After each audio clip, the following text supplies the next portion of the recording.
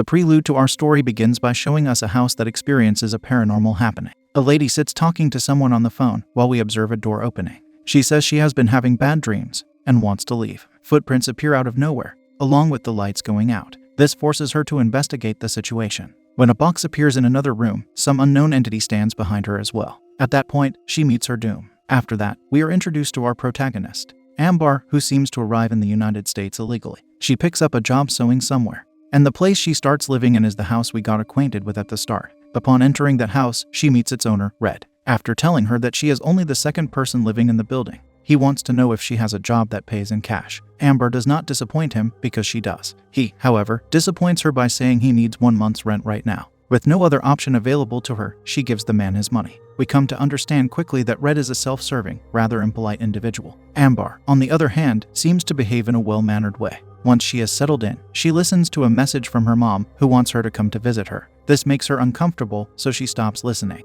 Then she hears crying coming from below. It prompts her to look into a hole in the floor. She sees a lady there, who soon looks up, making Amber look away. At another time, she lies in bed while looking at pictures of her mother. They seem to have a loving connection with each other, because Amber remembers being with her in such a way. On the next day, she bumps into the other lady living there, Freya. She states how it's just 2 of them living in the building. However, Freya tells her she was lied to by Red about that. After she leaves, we see 2 people looking down from above. At her sewing job, Amber's boss troubles her by saying there is something she's not doing properly. He also wants her to double the amount she has sewn. She also talks to her coworker there about the cost of getting an ID. The lady tells her the price went up to $3,000. Amber is unhappy to hear such bad news. Later, we see her occupy a nice house as she is about to eat dinner with some people. We find out they are related because the man tells his son, Carlos, that Amber is his second cousin. The man tells her he put in a good word about her, someplace we don't yet know about. He tells her to bring her ID to this place. Furthermore, he approves of what she did in the past, staying by her ill mother's side while the lady was sick. Returning to her building, Amber hears noises coming from within, so she walks slowly until she comes to a door with a lock. She examines the scratch marks on the side. That is when Red surprises her with his present. She tells him she heard a sound, but he tells her the basement is private. While she is there with him, she asks to have her deposit back because something has come up. But he disappoints her again by saying he already spent that money. In her room, Amber counts the money she has. While she does, she hears crying from below again, so she comes down there to see what's going on. The door to the room isn't closed, which allows her to enter it. However, it is not occupied. Amber also notices some chalk on the side of the door. When she leaves, we see the same entity standing inside that we saw earlier. Following that, Amber remembers being with her mother, who asks Amber if she is happy to stay with her. After saying she is, her mom wonders what is in the corner. Amber looks at it, and it is the same box from the beginning. Once someone's hands come out to move the lid, she awakens from the nightmare. At work, Amber talks to her boss. He doesn't like that she is asking for an advance, because she is getting slower every day. So he puts her in another position where she now packs boxes. As she does it, suddenly hands grab her from behind. Amber feels it, but they vanish right away. After work, she talks to her coworker, Kinsey, about the ID. She wants to help her by giving Amber the remainder of the money she needs. However, Kinsey first needs the money from Amber. Excited about this, she gives Kinsey the money. While she walks home gladly, we observe someone standing in the street. When she returns home, Amber sees a man banging his head against the wall. Trying to ignore it, she goes to her room. From there, she hears someone talking next to her door before banging on it once. We see a handprint was left. Then Amber goes to the kitchen, where she encounters 2 new inhabitants, Maria and Petra. They talk for a short time until Red comes in. Amber questions him about the man she saw, thinking it was a females-only building. Red informs her the man is his brother, Becker. They are the only males there. She seems slightly uneasy about this. While going back to her room, Amber enters another room from which she hears odd sounds. Many insects are displayed there. She puts on headphones connected to a tape recorder to hear strange things being said. Following that, she opens a book on rituals. Near it is a picture of 2 people near that ominous box. They are Arthur and Mary Wells. As she looks at it, the recorder makes a loud sound that startles Amber to drop the picture, shattering its frame. We see someone standing there, while Amber tends to her mistake. She leaves soon after. Afterward, we see her at the place she needs to be at to meet Kinsey. After being there for a while without seeing Kinsey, Amber tries calling her, but her coworker doesn't answer the phone. At work, her boss tells her that Kinsey quit. Due to this, Amber wants him to give her Kinsey's address, but he tells her it's against company policy to do that. Since she continues to press him about it, he gets bothered enough to fire her. We see Amber trying to contact Kinsey a few more times, yet she never answers. Back at home, Amber takes a shower. She hears something coming from the bathtub, so she turns off the water to hear a lady yelling. At that point, we see someone approaching her. Amber soon sees the person too, thinking it is Freya. When she removes the curtain, the lady vanishes. Then she meets Red outside the room. She wants to know where Freya is. The man lets her know that she moved out. He also gives her some good news, that he can give Amber her deposit tomorrow. Lying in her bed, she listens to the message from her mother. As she does, she gets annoyed by an insect, prompting her to smash it. In a short time, another insect appears to make her feel uneasy. That is when someone says her name, making her wake up instantly. She hears someone crying nearby, so she stands to experience someone walking toward her invisibly. The paranormal activity truly unfolds once she hears two ghosts talk to each other. Shortly after, they fight. Their fighting breaks several things in the room, and Amber perceives only glimpses of them. She is fearful, yet she goes downstairs because she hears crying there. Near the basement, she sees a lady sitting on the floor,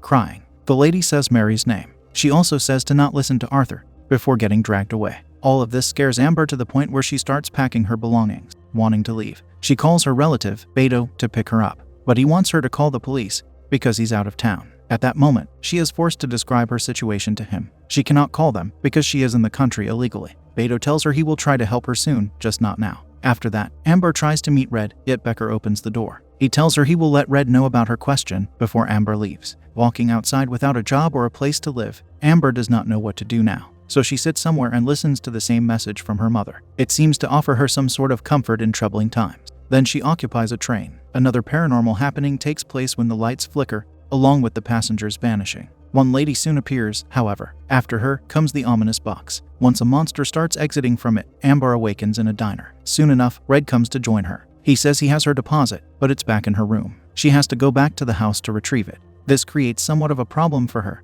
because she doesn't want to go back. Red starts telling her about Becker. He is not completely sane, but he took care of Red when they were much younger. The man seems to show some kindness to her, so we see she agrees to ride back to the house with him. Upon returning to her room to look for the money, we see she has a hard time locating it. Then Red comes in, and she asks him about it. But the man does not answer her. Instead, he behaves very suspiciously. He starts talking about his father, adding that he took the life of Red's mom. Amber tries leaving several times, yet he doesn't let her. Soon Becker comes in, telling her to open her mouth. Refusing to do it, he does it himself to force alcohol into her. Following that hectic act, Red threatens Amber to not leave the building again. So Amber now finds herself in a trapped situation. She cannot leave the house, nor can she call the police to deal with Red and his brother, Becker. It is uncertain what exactly is going through her mind. As she occupies her room in such a cheated state, someone knocks on her door, wanting to enter. So Amber opens it to find Petra, along with Maria. Coming inside, they tell her they should leave, but they are scared of Becker. Petra talks about seeing the ominous box. Amber tells her she sees it as well. Later, the three of them hear the sounds coming from below. Petra starts singing to calm herself. While she sings, Amber sees over a dozen ghosts standing in the room,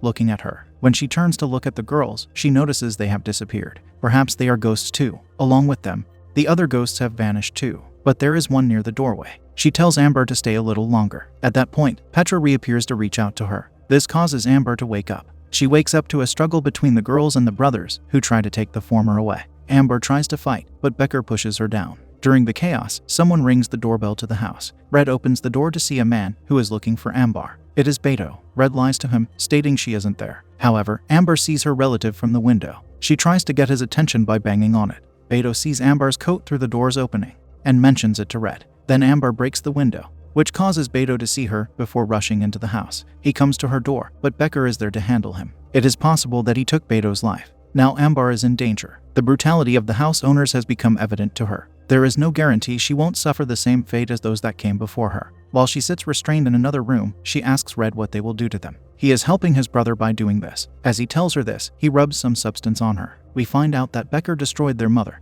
who Amber guesses correctly to be Mary. Red also says he did the world a favor by getting rid of their father. He talks about the box, stating they just need to do a few more things to stop all of this. However, Amber tells him they could stop doing it now by just leaving. He unlocks her chains, making her think that he is helping, yet she still remains restrained, and Becker comes to collect her. The insane man marks her with blood before carrying her away. As she gets taken, she perceives many ghosts standing in the house. Becker brings her into the basement, which looks like a ritual room. He then restrains her on a large block of stone. The ominous box is there. He opens it and leaves Amber alone in the room. In a short while, Beto opens the door, coming to free her. Once he manages to do so, they go into another room to break through the door there. Inside the darkness, Amber sees her mother pass the tunnel-like area. Amber is there with her. We come to realize it is a dream, for Amber continues to lie on the stone. Hands can be seen coming out of the box. Meanwhile, Amber's mom tells Amber to stay with her in the hospital. At that moment, the monster emerges from the box. The Amber in the hospital looks at the box in the corner. When her mother tells her to stay with her, we see the monster put its hands on Amber. Eventually, something makes her decide she will not stay any longer with her mom, which makes the lady put her hands on her daughter. Amber pushes her back and defeats her in bed.